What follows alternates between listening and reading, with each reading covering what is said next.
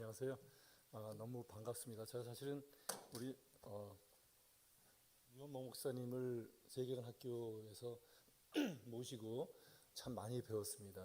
그 세계관에 대한 것도 많이 배웠고 또 시상적인 모습들 많이 배우면서 한 2년 잘 지냈는데 대전에서 여러분들이 부르셔서 제가 목사님을 잃어버리고 정말 뵙고 싶었는데 강의 말씀하셔서 정말 기쁜 마음으로 달려왔습니다.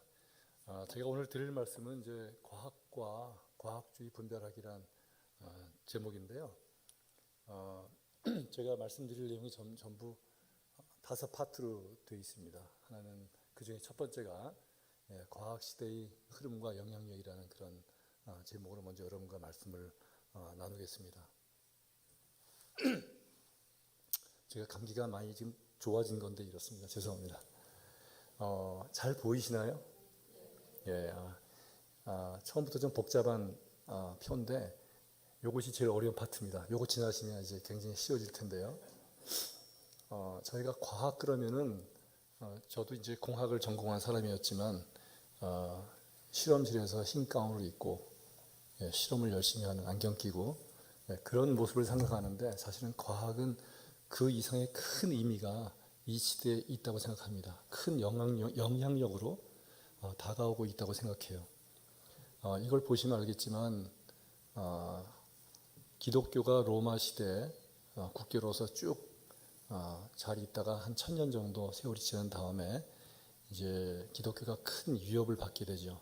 사상이 도전이 시작된 것이고요. 그때 이제 르네상스를 맞으면서 문화의 대붕이 일어나고 그때 사람들이 지성적으로 이성적으로 깨어나는 그런 시대가 시작되고요. 그리고 이 프랑스에서는 이성주의, 그러니까 진리를 알기 위해서는 이 이성이 굉장히 제일 중요하다라는 그런 사조가 발전되었고, 그 다음에 동시에 영국에서는 경험주의, 즉 진리를 알기 위해서는 실제로 경험해야 된다는 그 경험주의, 관측 이런 것이 굉장히 강조되었던 시기가 동시에 와 있었습니다. 그러니까 이성에서 얘기하는 논리와 경험에서 얘기하는 관측, 실험들이 합치니까 당연히 과학적인 사고방식이 늘어나겠죠. 그래서 과학혁명이 일어납니다. 그리고 과학이 발전하면서 잘 아시겠지만 사람들이 필요로 하는 공학이 발전하면서 사람들이 잘 살게 되는 느낌을 가지게 된 거예요. 지금까지는 사람들이 생각할 때 어떤 일이 벌어지면 하늘에 계신 하나님께서 하셨다라고 간단하게 해석을 했지만 과학적인 법칙이 하나 생기면서 예를 들면 뉴턴의 중력 법칙이 생기면서 보니까 사고가 떨어지는데 그 하나의 현상을 과학이 설명을 한단 말이에요. 중력으로. 어떤 현상들이 과학의 이름으로 하나둘씩 해석이 되기 시작한 거예요. 그러니까 모든 것을 다 하나님께서 하시는 거고 하나님의 말씀으로 설명이 돼야 되는데 과학의 이름으로 이성적으로 설명이 하나하나 되기 시작하니까 사람들이 눈이 하게 뜨기 시작한 거죠. 이해하시겠죠? 그러면서 공학이 발전하면서 많은 물건들이 쏟아져 나옵니다. 사람들이 점점 더 생활들이 윤택해지고 부유해지는 거예요. 이거 우리가 잘하면은 여기에 하나의 천국이 되겠네. 이런 생각을 점점 하게 되고 제너의 종두법이 딱 나오니까 사람들이 이제는 병에 걸리면 그냥 운명을 받아들여야 되고 하나님의 뜻이었는데 이제 우리가 이거를 예방할 수 있겠구나. 이런 생각을 점점 하게 된 거예요. 그러면서 사람들이 이성의 눈을 들어서 하나님을 쳐다보기 시작한 거예요. 그래서 계몽주의라는 것은 그동안 기독교의 여러 가지 폐해가 좀 있었잖아요. 그래서 그런 것들을 이제 물리치고 이성의 눈으로 밝히 본다. 그래서 계몽주의가 17, 18세기에 유럽을 중심으로 퍼지기 시작합니다. 그 다음에 이제는 이제 우리가 하나님도 이성의 눈으로 보자 하는 것이 이신론으로 들어온 거고요. 이신론과 계몽주의는 그나마 하나님이 계신데 우리가 하나님도 이성으로 보자는 것이었지만 좀 더 나아가서 자연주의로 들어갑니다. 자연주의는 말이 멋있죠. 자연주의. 근데 자연주의라는 건 뭐냐면 자연 속에 있는 물질이 모든 걸 다 설명하는 거예요. 그래서 어떤 존재를 정의할 때 물질로 해석 안 되는 거는 인정 안 하는 거예요. 보이지 않는 신, 물질로 해석이 안 되죠. 하나님을 이제 거부하고 하나님이 없다 하는 자연주의. 이것이 좀 더 발전해서 과학적인 방법으로 판단하는 것이 가장 좋은 방법이다라고 하는 것이 과학적 자연주의 이렇게 이름을 붙이는 것입니다. 그래서 쭉 지금까지 이어오게 됐고 거기서부터 이제 이 자연주의를 기반으로 또 개인주의 이런 것들 자유주의 이런 것들이 합쳐져서 인본주의가 나온 것이고 사람이 중심이다라는 것이 인본주의로 발전합니다. 이것이 전체의 흐름이었어요. 이것이 과학의 영향력, 과거의 어떤 요체라고 볼 수가 있고요. 그 다음에 이제 그러면 현대에 와서는 어떠냐? 여러분 지금 핸드폰 다 갖고 스마트폰 갖고 계시잖아요. 저거를 이제 저게 이제 A17 프로라는 애플 폰인데 저걸 뜯어보시면 그 가운데 있는 저 까만 저것이 칩인데 첨단 반도체 패키징 방법입니다. 저게 그 시스템 온 칩이라고 해서 칩 안에 모든 시스템을 집어넣는데요. 저거 이제 애플에서 디자인을 했고 저걸 만든 것은 여러분 잘 아시는 대만의 TSMC라는 것을 만듭니다. 저걸 보시면은 보시는 저 그림이 프로세서인데 프로세서는 이제 연산하는 그런 능력을 가진 칩인데 그 안에 많은 그 반도체 소자들이 들어갑니다. 트랜지스터가 들어가는데 생각해 보십시오. 저 사이즈가 지금 저 검은 저 껍데기 사이즈 밑에 저게 있는 게 보이는 건데요. 저게 한 1제곱센치 정도 되는 작은 사이즈예요. 그럼 우리 제 손톱 정도 면적이 되겠죠. 그 손톱 안에 정교한 반도체 칩이 반도체 소자가 190억 개가 들어갑니다. 이게 한 1cm by 1cm로 갈 때 더 알기 쉽게 말씀드리면 이걸 100분의 1로 자른 1mm by 1mm짜리의 작은 면적에 1억 9천만 개가 들어가요. 소자가. 근데 그 하나하나가 1억 9천만 개 하나하나가 그냥 멋대로 되는 게 아니라 정교한 사이즈와 특성과 재료의 물성들을 담아서 만든 거거든요. 그것이 반도체 기술이에요. 그걸 담아서 저 프로세스를 만들어요. 저렇게까지 인간의 기술이 발전해 왔고 이런 걸 사람들이 보면서 과거에도 그랬지만 이 과학의 영향력은 점점 더 커지고 있어요. 좀 더 복잡하죠? 저거는 여러분들 다 아시는 AI 시대에서 필수적으로 필요한 프로세스와 반도체를 집합해 놓은 엔비디아에서 만든 것입니다. 저기 가운데 있는 프로세서도 마찬가지예요. 저거는 다이가 2개가 다이라는 게 죄송합니다. 오늘은 과학에 대해서 말씀하는 시간이니까 이 예배당에서 과학 얘기해도 용서해 주시면 고맙겠습니다. 이 판때기 2개를 붙여서 연결되는데 이 판때기 2개 합쳐서 면적이 한 16제곱센치 돼요. 4cm by 4cm 되는데 그 2개가 되어 있으니까 반반씩이겠죠. 그 안에 트랜지스터가 2080억 개가 들어갑니다. 아까 얘기한 1mm by 1mm의 조그만 그 면적에 트랜지스터가 130억 개가 들어갑니다. 130억 개. 똑같은 모습과 똑같은 특성을 가지고 기가 막힌 반도체 공정을 만든 트랜지스터가 130억 개가 1mm by 1mm의 조그만 면적에 들어가요. 그래서 작동을 해요. 정확하게. 이게 지금 기술이고요. 저기 왼쪽 보시면 이 챗GPT 할 수 있는 저 기계라고 할 거예요. 저 안에는 이제 HBM이라는 그런 메모리 소재가 쭉 돼 있는데 지금 저거 적층되어 있는 저 모습들이 사실은 그냥 돼 있는 게 아니라 무지 하이텍으로 만든 적층입니다. 이것들이. 그래서 이런 것들이 이제 더 이상 어디까지 갈 수 있냐? 더 간다고 그래요. 그래서 HBM 1, 2, 3 쭉 나오고 HBM 3, 2까지 해서 쭉쭉 나오는데 거기에 말로 다 할 수 없는 많은 숫자의 트랜지스터와 많은 기술들이 집약이 되어 있습니다. 저 안에 들어가 있는 트랜지스터의 간격들을 보시면요. 우리가 원자를 말할 때 여러분들 머리카락을 잘라서 머리카락이 굵으신 분도 있고 얇은 분도 있는데 그 머리카락을 잘라서 10,000분의 1로 다시 쪼개요. 상상을 해보세요. 그 얇은 머리카락을 10,000개로 잘라요. 그걸 또 한 몇 배로 잘라요. 그 정도 작은 것들을 갖고 지금 우리가 얘기하고 있는 것입니다. 이것이 지금 과학 시대고요. 이건 또 하나는 여러분들 유전자 가위라고요. 이건 지금 벌써 2023년부터 영국을 필두로 해서 이미 치료 허가를 놨고요. 이게 고장난 DNA를 고치는 기술이에요. 그래서 DNA 정보를 갖고 있는 RNA를 딱 따갖고 저거를 이제 유전자 가위라는 데 집어넣습니다. 그럼 이놈들이 고장난 곳으로 찾아 들어가요. 사람들 몸에 들어가면. 고장난 DNA 쪽으로 들어가서 저 가해질이 나쁜 DNA를 자르고 그 안에 새로운 걸 만들어 넣어서 완벽한 DNA를 만들어내요. 그럼 병 고칠 수 있잖아요. 저것이 2023년부터 이미 상용화 허락을 받고 치료를 시작했습니다. 저 유전자 가해가 자르는 그 범위는 얼마나 작으냐면요. 지구 전체가 한 13,000km 정도의 이 지름을 갖고 있잖아요. 그거 비교할 때 0.6cm. 그 긴 거리에서 0.6cm를 찾아서 치료하는 거예요. 상상이 되시죠? 이것이 현대 기술이고 과학 시대입니다. 그래서 지금은 과학 만능주의가 당연하게 팽배하게 된 세상이에요. 어린 아이가 태어나면 저 보십시오.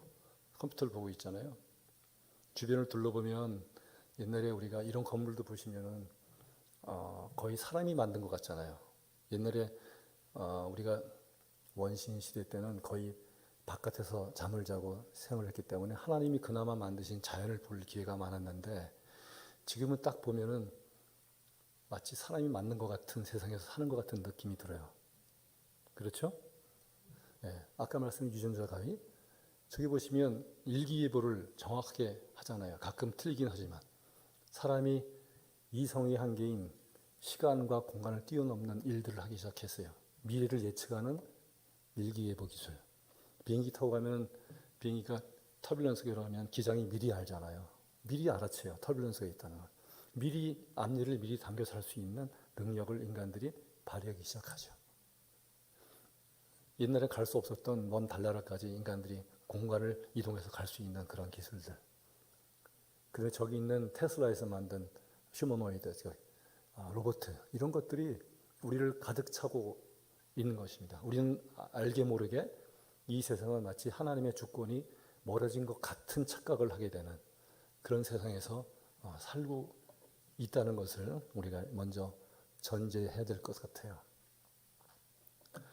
이 과학의 영향력이 미래에까지 미칠 것 같은데요. 아까 말씀드린 자연주의가 개인주의에 합쳐져서 그리고 자유주의가 또 합쳐지면 세속적 인본주의라는 것을 만들어내고 이것이 굉장히 팽배해져 있습니다. 지금 미국에서. 한국도 마찬가지입니다. 나중에 별도로 시간이 되면 좋겠는데 이 세속적 인본주의는 원래 인본주의는 사람을 중심으로 하는 거고 하나님께서 우리를 귀하게 만드셨기 때문에 우리 인간이 귀한 건 맞는데 그 앞에 세큘러란 말이 들어가는 거예요. 세속적 인본주의. 인본주의가 원래 좋은 것인데도 불구하고 세상에서 생각하기 때문에 칼라바르트라는 사람이 앞에 세속적이라는 말을 딱 붙여서 아주 지혜로운 일을 한 거예요. 세속적 인본주의. 세상에서 하나님을 떠난 사람의 중심이 되는 그런 사상을 세속적 인본주의라고 하고 그것이 좀 더 발전하면은 다원주의를 낳죠. 플루럴리즘. 개인의 어떤 그 가치 이런 것들을 강조하다 보니까 다양성을 인정하게 돼요. 누구나 다 평등한 거예요. 포용해야 돼요. DEI, Diversity, Equality and Inclusion 이런 것들이 이 다원주의에서는 아주 핵심적인 가치인데 다양해야 되는데 기독교는 유일신 하나님을 믿으라고 하잖아요. 다양하지 않죠. 그래서 이런 다원주의가 팽배한 사회에서는 기독교의 가치관이 들어가기가 어려워지고 기독교의 가치관이 들어갈 수 없다는 것은 기독교가 못 들어간다는 얘기예요. 그래서 지금 시대에서 기독교가 참 어려운 상황이 되었어요. 이런 사상적 전쟁. 그래서 지금은 이 사상의 싸움이 영적 전쟁이라고 저는 생각합니다. 아까 목사님께서 저희 아들놈 대해서 말씀해 주셨지만 좀 이따 제 말씀을 드릴 텐데 어쨌든 제가 모르는 사이에 우리 아들놈이 이거 아들놈이 나중에 이거 들으면 안 되는데 어쨌든 그런 계기로 제가 세계관에 대해서 좀 생각을 많이 했었어요. 그다음에 이제 포스트 모더니즘 시대 이제 들어오는 거죠. 그러면 여기는 이제 더 이게 발전이 돼서 사람들의 더 큰 다양성, 그다음에 이제는 뭐 거기서 더 가면은 이제 트랜스 휴머니즘이 나오는 거예요. 여러분들 그 뉴럴링크라고 그 일론 마스크가 만든 회사가 있어요. 어떤 식이냐면요, 굉장히 좋은 뜻으로 이제 얘기가 되는데 사람이 손발을 못 쓰는 분이 뇌에다가 칩을 심어요. 이게 실제로 이제 구현이 되고 있어요 지금. 칩을 심으면 내가 생각하는 거, 내가 팔은 못 써도 내가 생각하는 것이 이 와이어를 타고서 컴퓨터에 연결되고 컴퓨터가 기계로 연결되면 내가 원하는 걸 기계가 작동을 해요. 그럼 내가 팔 다리를 못 쓰지만 내가 자동차를 운전할 수가 있죠. 쉽게 얘기하면. 굉장히 좋은 거예요. 근데 거기서 더 나가면 어떤 거를 지금 꾸고 있냐면은 뇌를 잘 보존을 해서 수백 년 갈 수 있는 뇌 상태를 유지하고 내 팔다리는 다 없어지고 기계로 다 제치를 하고 뇌만 사람인 그런 존재 상상할 수가 있으시겠어요? 트랜스 휴머니즘. 그 다음에 지금 포스트 휴머니즘 쪽에는 이거는 탈인본으로 갑니다. 그러니까 사람이 더 이상은 이 세상의 중심이 아니고 사람과 함께 동물, 심지어 기계까지 동등한 레벨로 생각하는 포스트 휴머니즘이 지행되고 있습니다. 그러면 인간의 존엄성에 비친 하나님의 존엄성과 하나님의 모습이 도대체 어디 가는 거죠? 이러한 모든 사상의 흐름 속에 과학이라는 것이 흘러가고 있고 막대한 영향력으로 자리 잡고 있다는 것이죠. 과학이 굉장히 중요한 것입니다. 그래서 제가 초반에 말씀드린 대로 과학이라는 것이 실험실에서 가운 입고 실험한 정도가 아니라 사상을 지배하는 사상적 영향력이라고 제가 말씀드렸잖아요. 그런 식입니다. 저희가 두 번째로 그러면 이 과학주의, 과학만능주의, 또 경험적 자연주의의 세계관은 뭐냐? 저희가 한번 생각해 볼 필요가 있을 것 같습니다. 경험적 자연주의는 저렇게 define 돼요. 실제를 자연적 원소들로 구성되어 있다고 봅니다. 어떤 실제가 있다고 말을 하려면 그 존재는 자연에 있는 물질, 원소들로 이루어져 있어야 돼요. 그렇지 않으면은 그건 존재로 인정 안 하는 거죠. 그리고 그런 것들을 검증하고 판단하는 기준, 가장 신뢰할 수 있는 방법은 과학적인 측정이라고 하는 철학적 입장을 말해요. 근데 이 경험적 자연주의가 팽배하게 있어요. 왜냐면 지금 과학만능주의니까. 그러면 신은 보이지가 않는데 과학적 실험으로 이해할 수도 없고 그래서 신이 없다. 이렇게 얘기하는 것이 경험적 자연주의에 숨겨진 큰 사상이죠. 이 경험적 자연주의가 모태가 돼서 사람들이 만든 것이 세속적 인본주의고 세속적 인본주의를 주장하고 널리 선전하는 그런 단체가 많습니다. 그런데 미국의 인본주의 협회라는 데서 로고가 작지만 보시면 알겠지만 저 조직의 로고는 Good without a God이에요. 하나님 없이 선을 이룬다라는 것이거든요. 저기서 세 번째 지금 매니페스토 선언문을 발표했는데 첫 번째 선언문이 이렇습니다. 우주는 창조되지 않았고 저절로 존재한다. 하나님 창조한 게 아니에요. 우연히 저절로 진화론이죠.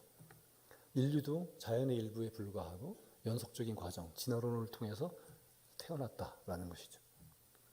그 다음에 물질로만 판단하기 때문에 영혼, 정신 이런 거 없어요. 그냥 육체로만 생각하는 거예요.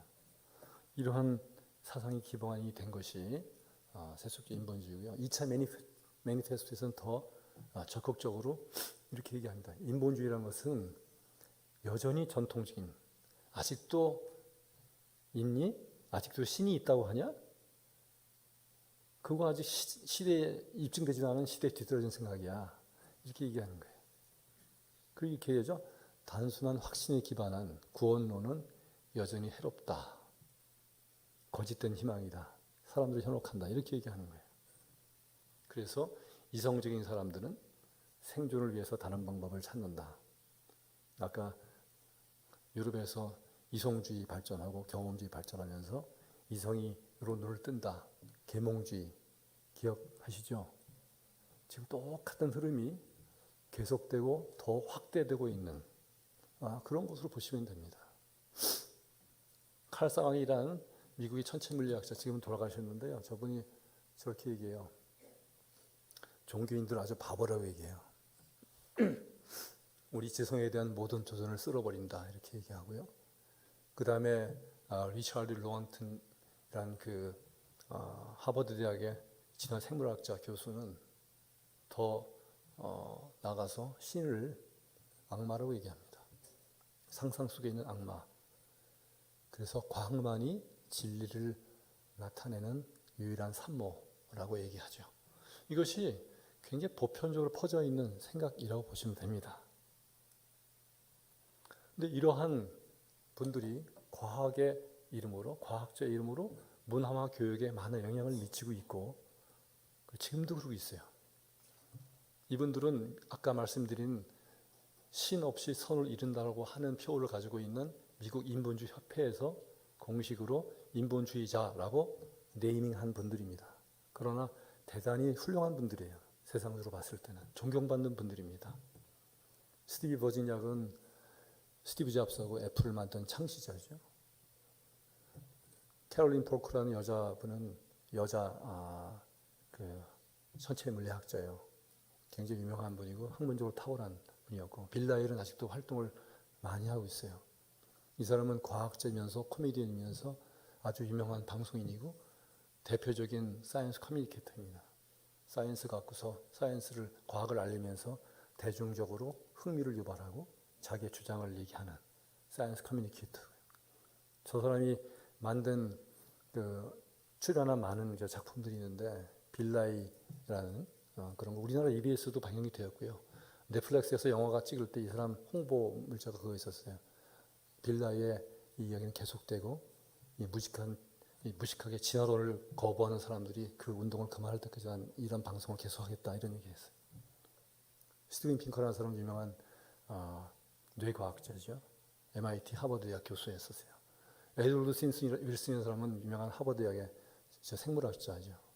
사회생물학을 처음 주창한 20세기 최대 지성인이라고 불리는 사람이었죠. 전부 다 인본주의자들, 불가지론자들이고요.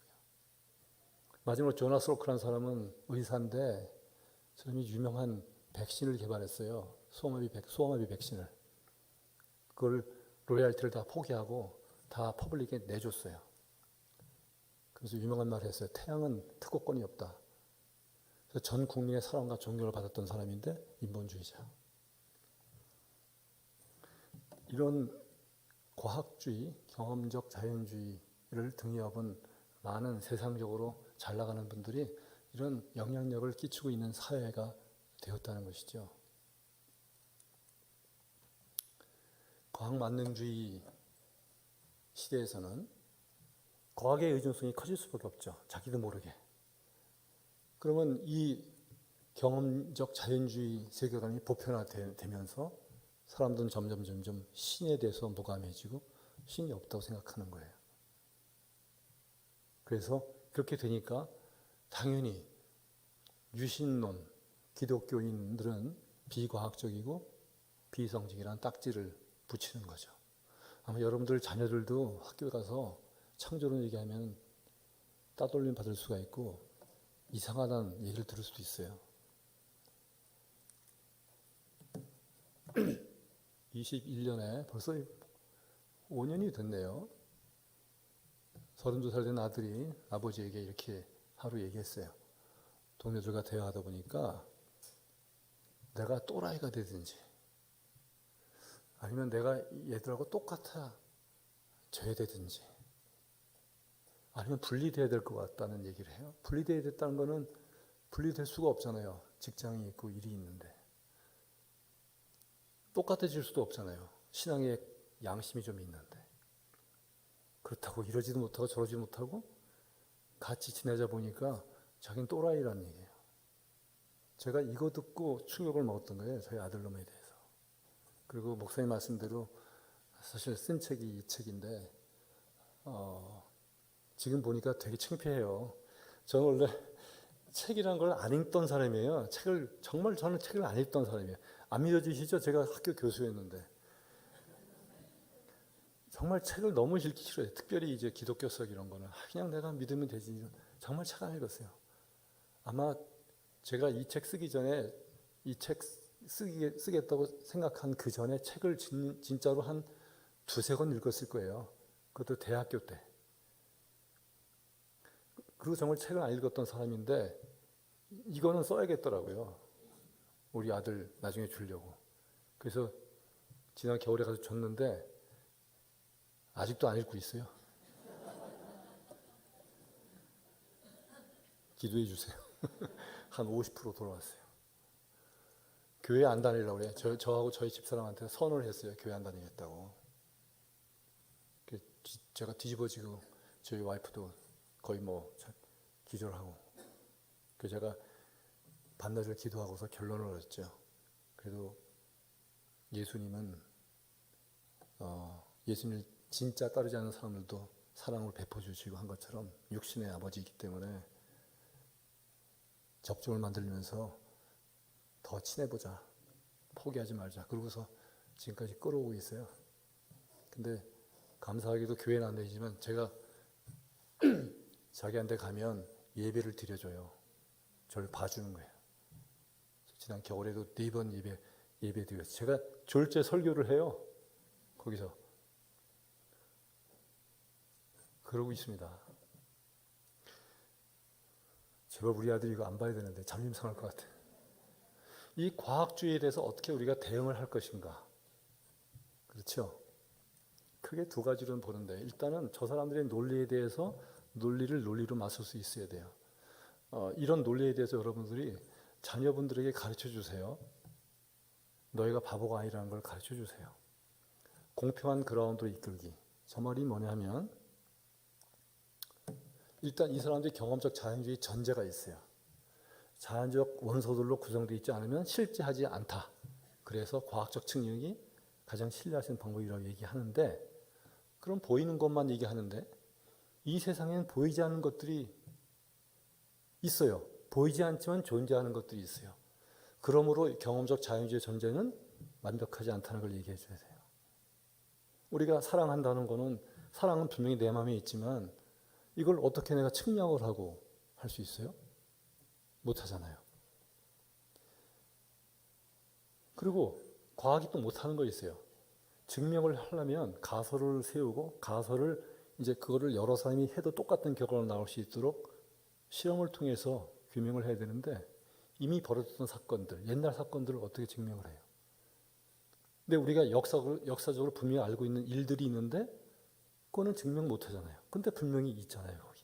그렇죠? 그러니까 저 경험적 자연주의 전제는 논리적으로 안 맞는 거예요. 그거를 열등감을 느끼지 않고 애들이 생각할 수 있도록 꼭 가르쳐 주세요. 저 경험적 자연주의. 지금 이 세대가 자연 만능주의고 되고 있는 걸 가르쳐 주시고 그러나 그럼에도 불구하고 하나님이 살아계시고 창조주로서의 세상을 다스린다는 것을 말씀해 주셔야 되는데 좀 이따가 그런 것들이 나옵니다. 그러나 경험적 자연주의 전제 자체가 논리적으로 완벽하지 않다라는 걸 말씀해 주셔야 돼요. 그러면서 우리가 할 수 있는 것들이 범주 오류, 카테고리 에러라는 것입니다. 자, 저 스마트폰이 있는데 저 스마트폰이 왜 작동할까요? 라고 물어봤을 때 제가 아까 말씀드린 대로 반도체 칩으로 얘기할 수 있어요. 오케이. 전원을 넣으면 전자가 흘러가지. 트랜시스터를 거치면서 신호를 전달하고 그것이 온, 오프, 꺼질 때 해서 0101 디지털화돼서 정보를 만들어내고 그걸 내가 읽는 거야. 과학적인 설명이 가능하죠. 그렇죠? 왜 작동할까요? 라는 질문에 대한 답으로서 적절한 답이에요. 그럼 이렇게도 얘기할 수 있어요. 내가 손으로 스위치를 눌러서 작동하는 거야. 그게 잘못된 말인가요? 내가 손으로 눌렀더니 작동해. 가능한 얘기죠. 내가 손으로 눌렀더니 작동했다고 하는 말에 대해서 반도체로 설명한 사람들이 그건 틀렸어 라고 얘기하면 그 사람의 논리가 잘못된 거잖아요. 그렇죠?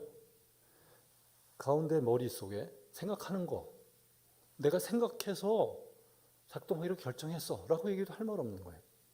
내가 원해서 작동하는 거야 라고 해도 틀린 말 아니에요. 서로 다른 카테고리에 대해서 침범할 수 없는 게 있거든요. 이것이 범주 오류라는 것이고, 바로 경험적 자연주의는 자기들의 방법으로 신이 없다고 얘기할 때 범주를 벗어난 오류를 범하고 있는 거죠. 여기에 대해서 분명히 우리 아이들에게 차분하게 그리고 논리적으로 얘기해 줄 수 있어야 돼요. 자, 축구공이 있고 농구공이 있고 테니스볼이 있어요. 테니스 선수들이 농구 선수한테 야, 너희 무슨 운동을 그렇게 하냐? 운동이라는 것은 라켓을 들고 후들리는 게 진짜 운동이야. 농구하는 사람은 야, 무슨 운동이 그래? 운동이라는 것은 말이지 발로 뛰어다니는데 볼을 팔로만 해서 던지는 게 그게 진짜 운동이야. 축구하는 사람들이 야, 무슨 운동은 그런 게 아니야. 발로만 하고 머리만 쓸 수 있고 팔을 안 닿는 게 이게 진짜 운동이지. 그 세 주장은 다 범주 오류에 들어가는 거예요. 경험적 자연주의의 오류는 바로 그런 것입니다. 신이 있다면 그 신은 보이지 않는 신인데 보이는 것만 대상으로 하는 실험적 측정이 어떻게 그 존재의 있고 없고를 결정하겠어요? 아시겠죠? 네, 이것이 첫 번째 저희의 대응이고요. 두 번째는 그렇다면 과학이 원래 무엇인가? 과학의 원래 목적을 우리가 회복해야 됩니다. 과학 만능주의로 하나님이 없다 하고 하나님을 배척하고 기독교인, 하나님을 믿는 기독교인을 무식하다가 온 이 세상에서 정말 하나님께서 왜 과학이라는 선물을 우리에게 주셨나를 우리가 누릴 수 있어야 돼요. 그 과학의 목적대로, 하나님께서 만드신 과학의 목적대로 우리가 회복을 하고 그렇게 살아야 돼요. 첫째는 목적은 두 가지로 제가 정리를 해서 말씀드리고 싶은데요. 하나는 과학은 창조의 능력과 신성을 드러냅니다. 로마서 1장 19절에 있는 것처럼 우리가 믿는 사람들이 과학의 방법을 통해서 자연을 보면요. 거기엔 하나님의 손길이 거기 있어요. 우리를 향하신 하나님의 사랑, 하나님의 따뜻함, 우리를 보호하심, 온 우주에 깔려있는 하나님의 은혜를 우리가 느낀다니까요. 우리가 과학을 통해서 그걸 알 수가 있어요. 두 번째는 일반 은총적 의미가 있어요. 일반 은총이라는 것은 하나님께서 우리 믿는 사람과 믿지 않는 사람 모두에게 주신 은혜인데 과학은 우리 믿는 사람과 믿지 않는 사람 모두에게 주셨어요. 믿는 사람도 과학을 할 수가 있고 안 믿는 사람도 과학을 더 잘할 수가 있어요. 열심히 하면 더 잘할 수 있어요. 그게 일반 은총의 공평성이잖아요. 그런데 이 일반 은총을 하나님께서 왜 주셨을까? 우리에게. 그 두 가지 의미로 제가 말씀을 드리겠습니다. 들으실만 하세요? 예. 과학이라는 것이 무엇인지 위키피디아를 찾아보시면 그냥 나옵니다. 자연세계에 대해서 검증 가능한 가설을 먼저 세우죠. 그리고 예측할 수 있는 형태로 지식을 구축한다는 것은 재현성 있는 결과가 나와야 되는 거예요. 예측 가능하려면 재현성 있는 결과 데이터가 축적돼야지 예측할 거 아니에요. 조직하는 체계적인 학문이다. 그러면 과학을 하기 위해서는 반드시 우주에 존재하는 질서와 규칙을 배우는 학문이고 그리고 이를 위해서는 관찰을 해야 돼. 그렇죠? 관찰을 해야 돼. 이것이 비기독교적인가요? 관찰하는 것이? 그러면 과학이라는 것은 비기독교적인 것이 아니잖아요. 그죠? 예, 비기독교적인 것이 아니에요. 아까 제가 범주 카테고리 에러를 말씀드렸는데요. 무신론자들이 카테고리 에러를 범하면서 신이 없다고 얘기하는 거, 과학으로 신이 없다고 증명하는 것은 말이 안 되는 걸 우리가 말을 했고 반대로 기독교인들이 과학을 갖고 하나님을 신을 증명할 수 있을까? 있다면 그것도 카테고리 에러예요. 내가 과학이란 말을 내 입에서 뱉는 순간 내가 과학으로 신이 존재한다는 걸 증명한다고 말을 뱉는 순간 나는 과학이라는 말을 했기 때문에 과학에서 쓰고 있는 방법론을 사용해야 되는데 그것은 아까 말씀드린 대로 경험하고 실측을 해야 되는데 우리 하나님은 제한되지 않으시죠. 저희가 빠지기 쉬운 오리 중에 하나가 카테고리 에러예요. 내가 과학 이름으로 다 증명할 수 있다. 신이 계심을 증명할 수 있다. 그럼에도 불구하고 내가 증명을 할 수 없지만 자연 만물을 쭉 보니까 신이 이건 계시는 게 맞다라는 개연성을 얘기할 수 있어요. 그건 우리에게 엄청난 큰 보배와 같은 것이고요. 그러나 그것과 내가 카테고리 A에 빠져서 내가 과학으로 신이 있음을 증명하겠다는 것은 다른 얘기예요. 과학이라는 것이 이렇게 정의가 되는데 여러분 C.S. 루이스의 책이 있습니다. 스크루테이프의 편지라는 그 책이 있는데 여기 이거는 참 재미있는 책이에요. 예, 사탄 악마가 사람들을 교회에 못 다니게끔 전략을 짜는 거예요. 전략을 짜는데 그 전략을 자기 조카 마찬가지 악마인 웜우드에게 쓰는 편지가 스크루테이프 편지예요. 그 스크루테이프는 악마의 우두머리고 조카 웜우드에게 쓰는 편지예요. 그러니까 이거를 잘 보면 아 이렇게 안 하면 되겠다는 거를 생각할 수 있잖아요. 이렇게 하면 곤란한 거예요. 근데 그 스크루테이프의 편지에서 악마가 뭘 걱정하냐면요. 이렇게 걱정해요. 기독교인이 과학을 활용하려 들면 절대 안 된다는 것을 기억하라는 거예요. 기독교인은 왜냐하면 과학은 결국 내 환자, 사람들을 부추겨서 만질 수 없고 볼 수 없는 그런 것들을 생각하게 할 거야. 이래서 사탄이 우리가 과학적인 사고방식 갖는 것을 싫어하는 거예요. 사탄은 우리가 막연한 느낌을 갖는 걸 좋아해요. 막연하다는 것은요. 과학에서는 있을 수가 없어요. 아까 제가 말씀드린 대로 트랜지스터에서 하나의 오차라도 있으면 작동이 안 되거든요. 그거 막연한 게 아니에요. 분명히 해야 되고 딱딱 떨어져야 돼요. 근데 이 C.S. 루이스는 이 사탄이 우리가 과학하는 것을 싫어하는 거예요. 그러면 뭔가 실마리가 잡히죠? 아, 과학이라는 것이 우리 신앙에 대단히 큰 도움이 될 수 있겠구나 이렇게 생각이 들잖아요. 그런 거죠. 하나님께서 욥에게 과학을 이용하셔서 하나님의 사람으로 만들어요. 욥기 보시면 하나님께서 욥에 대한 창조론 1차 교육을 하시는데 욥이 너무너무 힘든 상태에 있을 때 하나님께서 우리와 같은 음성으로 나타나서 말씀하시죠. 하나님께서 58개의 질문을 던지세요. 폭포수같이. 근데 거기 나오는 질문들이나 내용들 보시면 과학적인 상식들이 너무너무 많아요. 지금 현대에서 이해할 수 있는 과학들. 거기에 뭐 건축공학, 천체물리학, 동물학, 토목공학, 땅의 기초를 세울 때 네가 어디냐 이런 말씀하시죠. 도대체가 욥이 알아들을 수 없는 얘기. 그러나 우리가 이런 게 있잖아요. 내가 테니스를 잘 못 쳐도, 내가 피아노를 잘 못 쳐도 피아노의 대가가 와서 피아노를 치기 시작해요.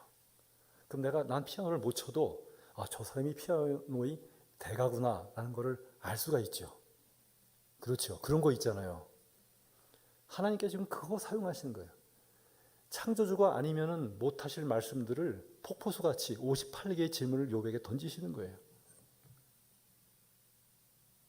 욥이 이걸 들었을 때 쉽게 말하면 하나님께서 창조론 교육을 하셨을 때 밑에 저런 고백을 하지요. 내가 보잘것없는 사람입니다. 어떻게 주께 대답하겠습니까? 창조주의 존존에서 미천한 자기를 본 거예요. 그래서 입을 막죠. 난 할 말이 없어요. 침소해갖고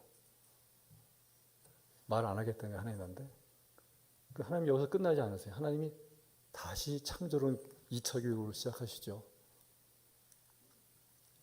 21개의 질문을 똑같이 던지세요. 욥이 이렇게 얘기합니다. 이제는 내가 말하겠습니다. 내가 여쭙겠으니 대답해 주십시오. 여러분 어린아이가 아빠하고 있을 때 자꾸 질문하잖아요. 아빠하고 친하면 질문 안 해요. 그런데 이제는 욥이 앞에는 입을 닫고 말 안 하겠다고 했는데 이제는 입을 열어서 말하겠다고 그래요. 여쭙겠다고 그래요. 아빠같이. 창조주 하나님, 내가 물어볼 테니까 대답해 주실래요? 그 하나님은 너무나 잘 아시는 분이니까 신나시죠. 하나님께서 원하신 게 이거거든요. 관계를 원하셨던 거예요. 하나님께서 창조주심을 알려주시고 선포하시고, 그걸 통해서, 쉽게 하면 과학을 통해서 하나님께서 과학을 이용하셔서 욥에게 가르쳐주고 싶었던 거는, 난 너하고 친하고 싶다. 나는 하나님이고 우리 관계를 맺자, 이런 얘기예요. 욥이 이제 고백하죠. 내가 이제까지는 귀로만 들었는데 이제 눈으로 주를 봅니다. 귀와 눈의 차이는 뭘까요? 귀는 하나씩만 들을 수 있어요. 한꺼번에. 눈은 한꺼번에 쫙 봐요. 욥의 영이 튼 거예요. 그리고 영적인 깨달음, 내가 한탄하며 회개합니다. 이렇게 맺잖아요.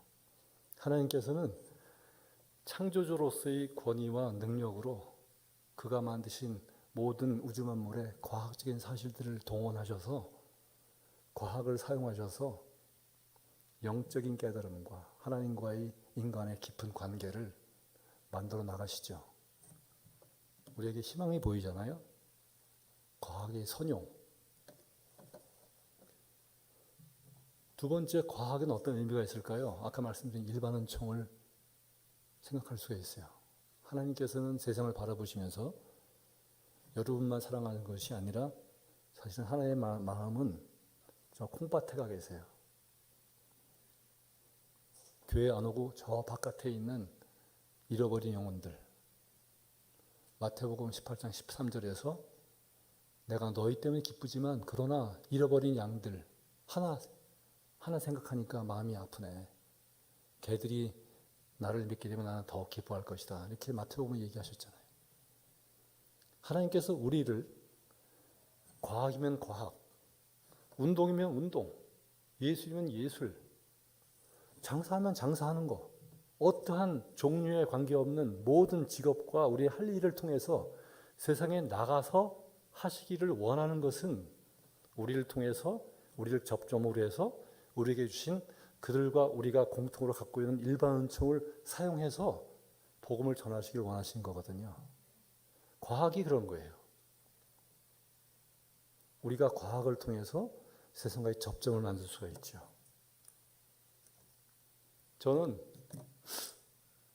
제가 작년 여름에 학교를 이제 퇴임을 해서 65세로 잘 하나님의 은혜로 퇴임을 하고 학교에서 명예특임 교수를 직을 주셔서 지금 2과목을 앞으로 5년 동안 가르치게 됐어요. 그 중에 한 과목이 명예특임 교수 강의 시리즈라고 학교에서 만들어줬어요. 그래서 환경과 에너지라는 과목을 작년 2학기부터 시작해서 매 학기마다 강의하고 있고요. 학과에서는 전공 과목을 에너지 융합과 또 반도체 패키징 과목을 해요. 그 2과목과 그 다음에 제가 대기업에 이렇게 한 번씩 가서 세미나를 할 경우가 있어요. LG 이노텍에서 하고 삼성전자 가서 했는데 제목이 LED 반도체 조명과 에너지란 제목이에요. 전 에너지란 말이 굉장히 좋아요. 감사하고. 에너지를 생각하면 환경을 생각해야 되거든요. 그럼 제가 회사에서 강연을 하든지 학교에서 저 과목을 강의를 하든지 처음 과목의 시작을 이렇게 이 이슈로 시작해요. 저 그림이 아까 말씀드린 대표적인 인본주의적 천체물리학자 칼 사강의 사진인데 저 사람이 펠 블로닷이라는 책을 썼어요. 거기에 뭐라고 쓴지 아세요? 밑에 그림이 잘 안 보이지만 약간 엷은 빛의 가운데 하얀 게 저게 지구거든요. 저게 보이저호에서 찍은 사진이에요. 지구를. 근데 저 사람이 저걸 보고 이렇게 얘기를 해요. 우주선에 비친 태양빛의 반사 그 빔 안에 놓인 지구를 볼 때 마치 지구는 굉장히 특별한 별처럼 보인다. 그러나 그것은 기하학과 광학이 우연한 결과에 불과하다. 우연한 결과에 불과하다. 그리고 우리는 거대한 우주의 암흑 속에 갇힌 외로운 한 점일 뿐이다라는 얘기를 해요. 이 사람의 철학적 사상이 그대로 들어가 있어요. 외롭고 지구는 우연한 별이고 하나님이 창조한 창조물이라는 말을 못하고 그거를 기하학과 광학이 만들어낸 우연이라고 말을 하는 거죠. 그럼 제가 학생들한테 이렇게 또 회사에서 이렇게 먼저 시작합니다. 과연 지구는 우연한 벌일까요? 라고 질문해요. 제가 이거를 에너지 쪽으로 얘기할 수 있는 것은 근거는 그런 거예요. 하나밖에 없는 지구 잘 우리가 아껴야 되는데 환경과 에너지를 잘 생각해야 될 거 아닙니까? 이 논리가 쓰잖아요. 그런데 지구가 우연한 별이고 어딜 가면 또 찾을 수 있고 이런 별이라면 그건 아니잖아요. 그래서 지구는 특별한 별인데 그 지구가 왜 특별한지 아십니까? 라고 얘기를 해요. 지구는 특별한 별이죠. 왼쪽 그림을 보시면 그냥 숲에 있는 그런 공터, 그 다음 거는 약간 질서가 있죠. 질서와 규칙을 한번 보십시오. 왼쪽은 그냥 막 질서가 없는 그런 땅같이 보이시죠. 그 다음 거는 약간 질서가 있죠. 아직도 어지러운데 근데 질서가 있는 거는 라인이 이렇게 돼 있어서 사람이나 동물이 자주 지나갔겠구나. 약간 인위적인 의도가 있거나 규칙이 있는 거예요. 그죠? 그럼 저건 그냥 자연적으로 막 된 게 아니라 누군가 개입을 한 거죠.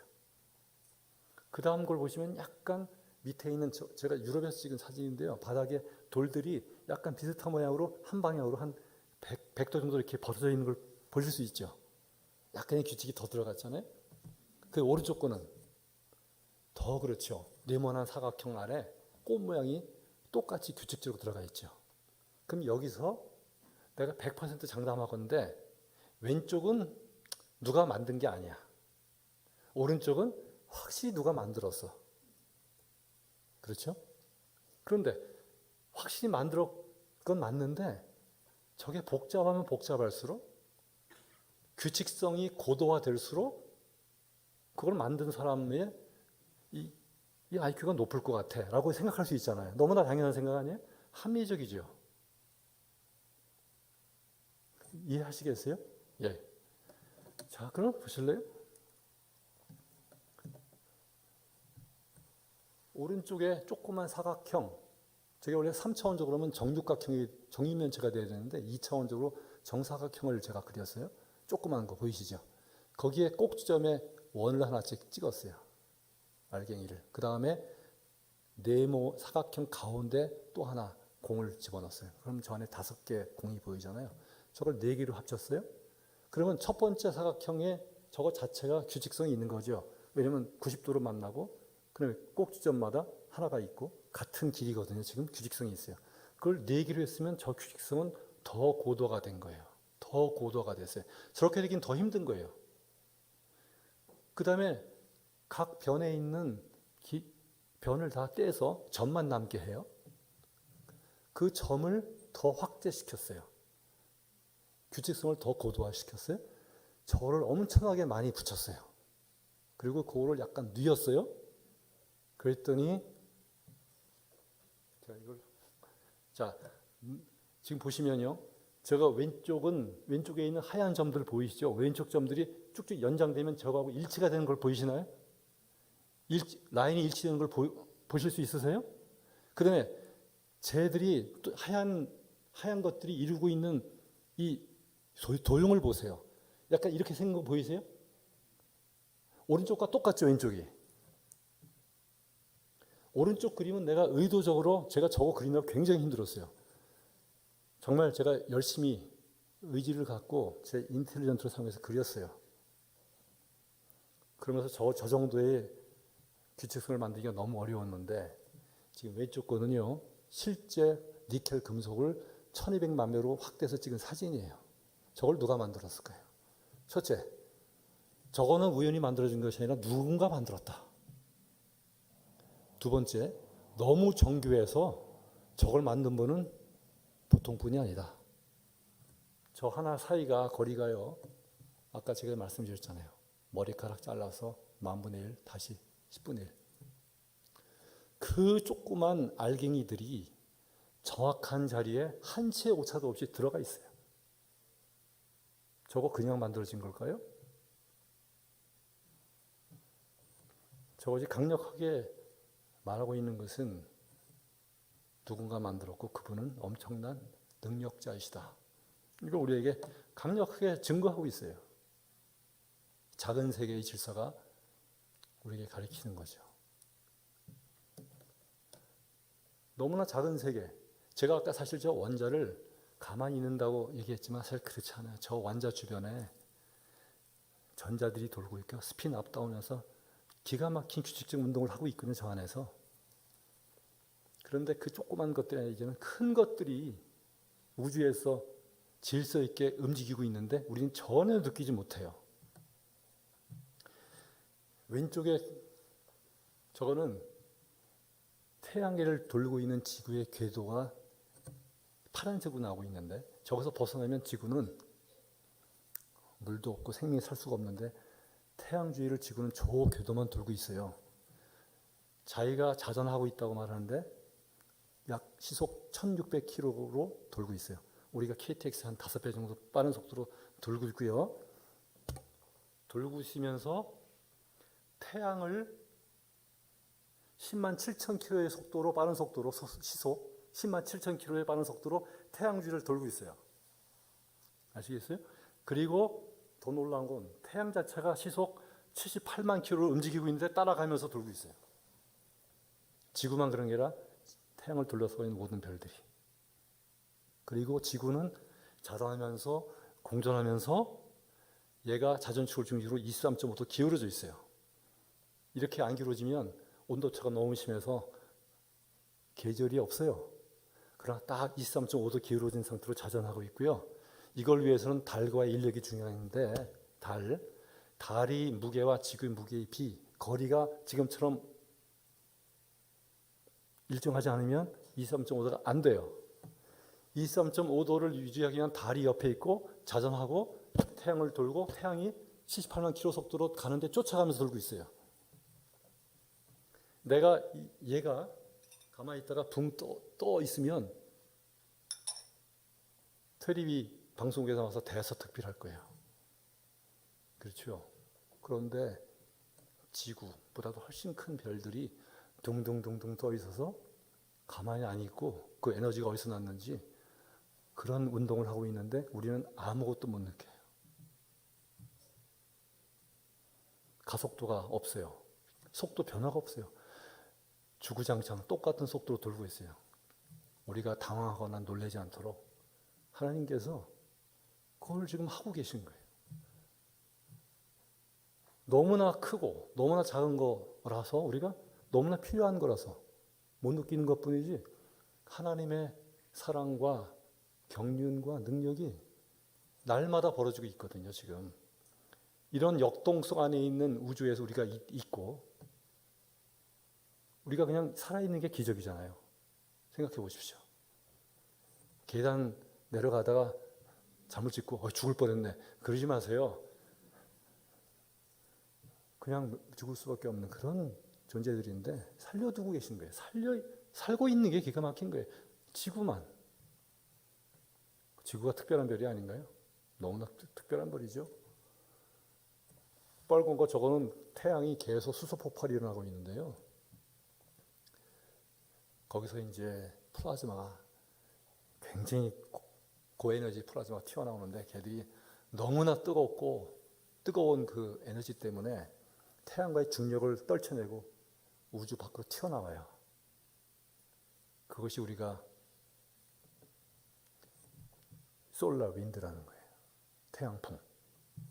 걔들이 태양계에 있는 이 우주에는 초신성의 이런 것들이 엄청나게 활동을 많이 하고 우리에게 유해한 광선들이 많이 나오거든요.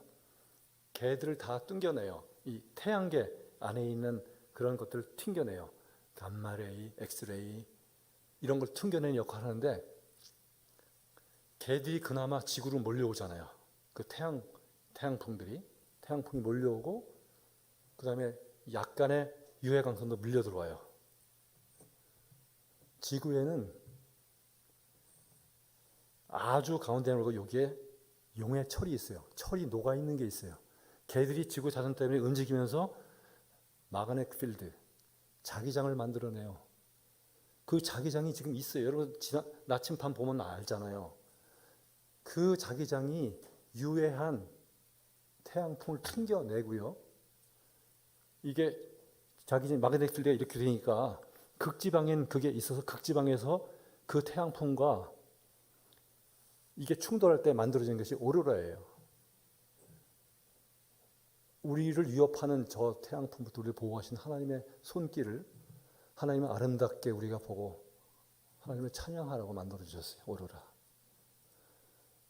우리에게 너무나 많은 유해 광선들이 우리를 향해서 우주로부터 날라 들어오는데 모든 광선들은 대부분 99.99%가 대기층에서 차단이 되는데 우리에게 반드시 필요한 식물에게 반드시 필요한 광합성에 반드시 필요한 가시광선 380 나노메타부터 780 나노메타의 그 범위에 있는 가시광선들은 99.99% 지구 들어와요.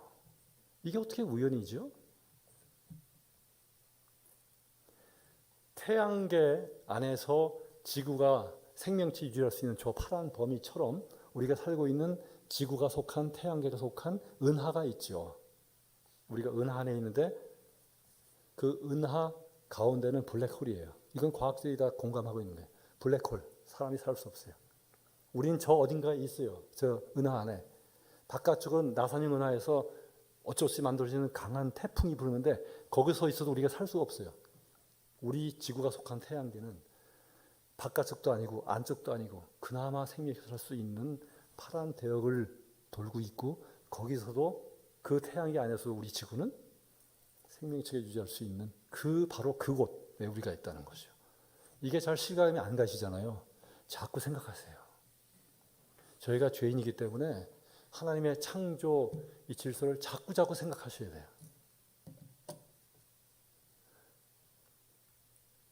제가 하나님 믿고서 세상이 너무 아름답게 보였어요. 일주일 동안. 제가 아까 말씀드린 대로 뭐 나뭇잎이 저한테 인사하는 것 같았어요. 온 우주가 너무나 아름답게 보였어요. 근데 그게 일주일을 못 갔지만 이 세상에 있기 때문에 그러나 하나님께서는 그런 문득 가끔 그런 은혜를 주셔서 하나님의 나라에 대한 소망을 갖게 하시죠. 근데 지금도 제가 50분까지 시간이 얼마나 오늘 참 못하겠네. 또 한 번 불러주세요, 목사님. 반도 못한 것 같은데. 제가 사실 한국에 95년도에 들어갔고요. 정말 제가 그 연세대학교에서 취임을 했지만 그 전에 다른 학교에 있었지만 그 학교도 굉장히 좋은 학교였었어요. 그러나 제가 원래 연대 거의 뭐 가는 걸로 생각을 했었어요, 교수로. 그러기 때문에 그 처음 직장에 대해서 너무 실망을 했고 2년 동안 하나님한테 삐쳐 있었어요. 하나님한테 삐쳐 있었다고요. 하나님한테 화냈어요, 2년 동안. 그런데 밤에 늦게까지 일하고 자유로를 달리는데 하늘에 별이 보여요. 갑자기 생각이 저 별 하나님이 만드셨잖아. 하나님 계시잖아. 네가 삐쳐봤자 아니냐? 차에서 내렸어요. 하늘을 보고 울었어요. 하나님을 얼마나 찬양했는지 몰라요. 하나님은 그 별을 통해서 저 삐친 저를 일으켜 세우시고 회복시키셨어요. 이 자연 만물은 우리에게 있어서는 너무나 중요한 귀중한 선물이죠. 그리고 그 안에서 물과 산과 나무를 만드시고 사람을 만들어 주셨어요. 저런 별이 어디 있어요? 제가 여기까지 말이죠. 수업 시간에 얘기해요. 하나님 얘기만 안 해요. 애들 마음속이 계속 그렇게 되겠죠. 지금 그 특별한 별이 별이구나. 자, 내가 이걸 말씀드려야 되는데 3분 남았기 때문에 생략을 하겠습니다. 그리고 제가 이걸 다 끝내고 생물학적으로 우리 몸에 너무나 신비로운 게 너무너무 많아요. 그거를 시험 보려고 외우면 안 되지만 하나님 만드신 작품을 생각하면 저처럼 머리가 허해도 공부할 마음이 생겨요. 아쉽네요. 정말 아쉽네요. 자, 우리가 기술의 집약체로 알려지고 있는 휴머노이드가 만들어지려면 많은 기술이 집약이 돼야 돼요. 아까 말씀드린 반도체 기술이 너무너무 뛰어난 게 들어가야 돼요. 사람처럼 되려면. 인지 센서 기술, 전자 스킨에서 이 전 스킨이 딱 되면 그냥 사람이 감지하듯이 느낄 수 있어야 돼요. 그런 스킬을 만들어야 돼요. 그다음에 부드러워야 되니까 액추에이터, 관절 이거 다 기술이 있어야 되고 이런 기술이 집약적으로 들어가야지 사람처럼 목표로 하고 있는 사람처럼 만들 수 있는 그런 휴머노이드가 로봇가 나오는데 자 어느 회사에서 사람과 거의 비슷한 로봇을 만들었어요. 그때 사람들이 저거 우연히 만들어진 거잖아. 이 회사에서는 모든 기술을 다 동원해서 의지를 갖고 의지적으로 모든 인텔리전스를 다 활용해서 만드는 거잖아요. 그런데 그거 우연히 만들어졌잖아.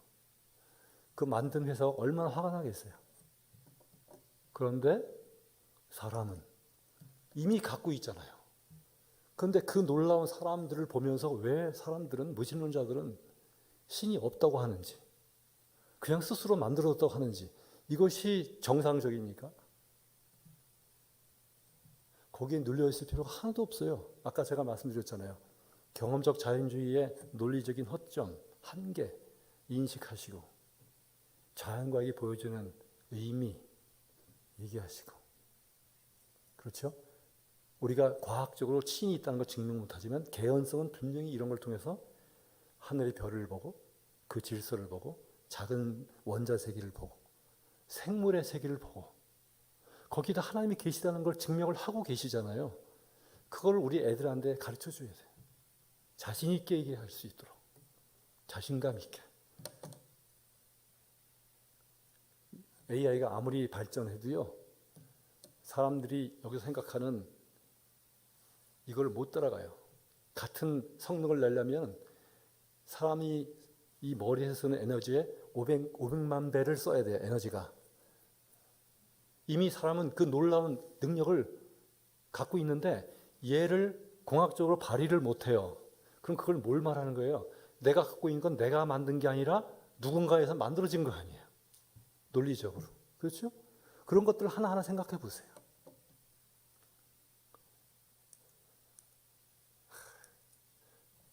그래서 제가 이거 갖고 전도했어요. 수업 통해서. 같이 공부하고 있어요. 제 학생들. 성경 공부하고 있어요.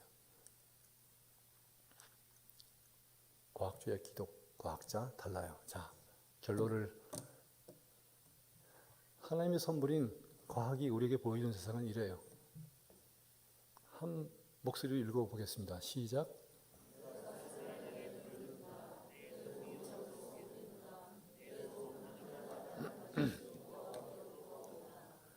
하늘이 뭐를 말씀하시는지 아시겠어요?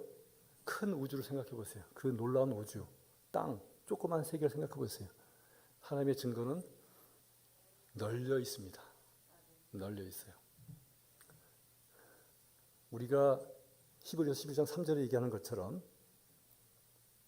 이 창조주가 계시고 이 모든 만물이 창조에 의해서 만들어졌다는 창조를 믿는 것은 내가 과학으로 믿는 게 아니라 믿음으로 믿는다고 얘기하고 있어요. 내가 창조주를 믿는다는 것은 내 안에 믿음이 있다는 거거든요.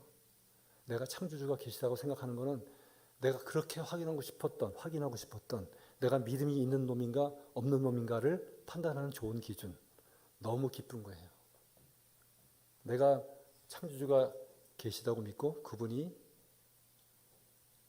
그리스도께서 죽음으로 희생하셔서 소개해주고 싶었던 그 하나님, 온 우주 만물의 창조주신 하나님이 내 아버지가 됨을 생각할 때 뭐가 두려우세요?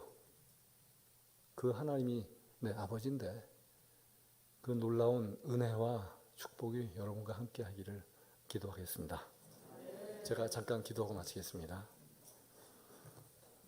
존귀하신 하나님 아버지, 하나님께서 모든 만물을 만드시고 또 우리 인간을 만드시고 하나님의 영광을 드러내시며 영광 받으시기를 원하셨고 또 만물이 그렇게 하나님의 뜻에 순종하여 하나님의 영광을 드러내듯이 사랑하는 우리 대전 온누리교회 모든 지체들 하나님의 영광 안에 거하게 하시고 하나님의 영광을 드러내는 귀한 자들을 살아갈 수 있도록 용기를 주시고 믿음을 더하여 주옵소서. 감사드리며 살아계신 예수님 이름으로 기도합니다. 네.